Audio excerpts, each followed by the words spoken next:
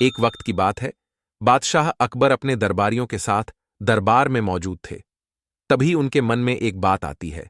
बादशाह बोलते हैं कि मेरे आसपास हमेशा बुद्धिमान लोग रहते हैं और मैं उनके बीच रहकर बोर हो गया हूं। मैंने फैसला किया है कि मुझे कुछ मूर्ख व्यक्तियों से मिलना चाहिए। अकबर बीरबल से कहते हैं, तुमने हमेशा हमारी मदद अपने ज्ञान और चतुराई से की है। हम चाहते हैं कि इस बार भी तुम ऐसा ही कुछ करो और हमारे लिए 6 मूर्ख व्यक्ति ढूंढ कर लेकर आओ। बीरबल, जी जहां पनाह, मैं आपके लिए 6 मूर्ख व्यक्ति जरूर ढूंढ कर लाऊंगा। अकबर, हम आपको 6 मूर्ख व्यक्ति ढूंढने के लिए 30 दिन का समय देते हैं। बीरबल, जहां पनाह, मुझे इतने अधिक समय की आवश्यकता नहीं पड़ेगी। अकबर, ठीक है, अगर तुम उससे पहले ही मूर्ख व्यक्ति ले आ सकते हो तो यह अच्छी बात है। इसके बाद बीरबल मूर्ख व्यक्तियों की तलाश में निकल पड़ता है। बीरबल रास्ते में पूरा समय इसी सोच में था कि उसे वो मूर्ख लोग कहाँ मिलेंगे। तभी उसे गधे पर बैठा एक आदमी दिखाई देता है जो सिर पर घास की गठरी रखे हुए था। बीरबल ने तुरंत घोड़ा रोका और उससे उसकी पहचान पूछने लगा। बीरबल, कौन हो तुम और ऐसे गधे पर बैठकर और घास अपने सिर पर लेकर क्यों जा रहे हो? व्यक्ति, मैं रामू हूं और मेरा गधा कमजोर थका हुआ है, इसलिए गधे का बोझ कम करने के लिए मैंने घास की गठरी अपने सिर पर रखी है। यह सुनकर बीरबल सोचता है कि मुझे पहला मूर्ख व्यक्ति मिल गया। फिर बीरबल उससे कहता है कि तुम जानवरों के बारे में इतना सोचते हो, इसलिए मैं तुम्हें बादशाह अकबर से इनाम दिलवाऊंगा। यह कहकर बीरबल उस व्यक्ति को अपने साथ चलने के लिए कहता है। इनाम की बात सुनकर रामू बीरबल के साथ हो लेता है। बीरबल और रामू कुछ दूर चले ही थे कि बीरबल को 2 व्यक्ति आपस में लड़ाई करते हुए दिखाई दिए। बीरबल उन दोनों व्यक्तियों को लड्डीहने से रोकता है और उनसे पूछता है कि तुम दोनों कौन हो और किस बात के लिए लड्डी ऐच रहे हो। पहला व्यक्ति, जनाब मेरा नाम चंगू है। दूसरा व्यक्ति, और मेरा मंगू है। मंगू, जनाब मुझे चंगू कहता है कि इसके पास शेर है जिसे वो मेरी गाय के शिकार के लिए छोड़ देगा। चंगू, हाँ मैं ऐसा ही करूंगा और मुझे बहुत मजा भी आने वाला है। बीरबल, कहाँ है तुम लोगों की गाय और शेर? मंगू, जनाब जब भगवान हमें वरदान देने आएंगे तो मैं उनसे गाय मांगूंगा और चंगू शेर मांगेगा जिसे यह मेरी गाय पर छोड़ने की बात कर रहा है।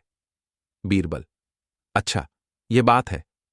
उनकी बातें सुनकर बीरबल समझ गया कि उन्हें 2 और मूर्ख व्यक्ति मिल गए हैं। बीरबल इनाम की बात कहकर उन्हें भी अपने साथ ले लेता है। उन तीनों को लेकर बीरबल अपने घर पहुंचता है और फिर सोचने लगता है कि बाकी के मूर्ख व्यक्ति कहां से ढूंढ कर लाऊं।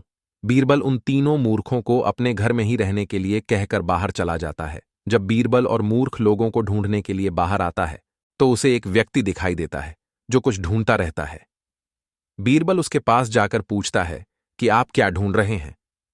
व्यक्ति, जनाब मेरी अंगूठी कहीं गिर गई है जिसे मैं काफी समय से खोज रहा हूं लेकिन मुझे नहीं मिल रही है। बीरबल, क्या आपको पता है कि अंगूठी कहां गिरी थी? व्यक्ति, दरअसल मेरी अंगूठी यहां से दूर उस पेड्डीच के पास गिरी थी, लेकिन वहां अंधेरा होने के कारण मैं यहां उसे ढूंढ रहा हूं। बीरबल, अच्छा ये बात है, आप कल हमारे साथ बादशाह के दरबार में चलो। मैं बादशाह अकबर से आपको दूसरी अंगूठी देने के लिए कहूंगा। व्यक्ति, अच्छा ठीक है। फिर खुश होकर अगले दिन सुबह बीरबल दरबार में उन 4 मूर्खों को लेकर पहुंचता है। बीरबल, बादशाह अकबर, मैं आपके कहे अनुसार मूर्ख व्यक्तियों को ढूंढ कर ले आया हूं। अकबर, बीरबल, तुमने तो एक ही दिन में मूर्ख व्यक्ति ढूंढ लिए। क्या हमारे राज्य में मूर्खों की संख्या अधिक है और तुम यकीन के साथ कैसे कह सकते हो कि ये व्यक्ति मूर्ख हैं?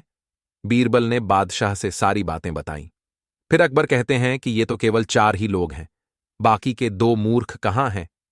बीरबल, जहां पनाह यहां पर 6 मूर्ख व्यक्ति हैं। अकबर, यहां कहाँ हैं और कौन है, हमें भी बताओ। बीरबल, जहां पनाह एक तो मैं स्वयं हूं। अकबर, तुम मूर्ख कैसे हुए? बीरबल, मैं इसलिए मूर्ख हूं क्योंकि मैं इन मूर्खों को खोज कर लाया। अकबर, फिर अकबर हंसने लगता है और कहता है कि मैं समझ गया कि दूसरा मूर्ख कौन है, पर मैं तुमसे सुनना चाहता हूं। बीरबल, दूसरे आप हैं जहां पनाह, जो आपने मुझे मूर्ख व्यक्तियों को लाने के लिए कहा। बीरबल की बातें सुनकर अकबर उसकी प्रशंसा करने लगते हैं और कहते हैं कि बीरबल के पास हर सवाल का जवाब होता है।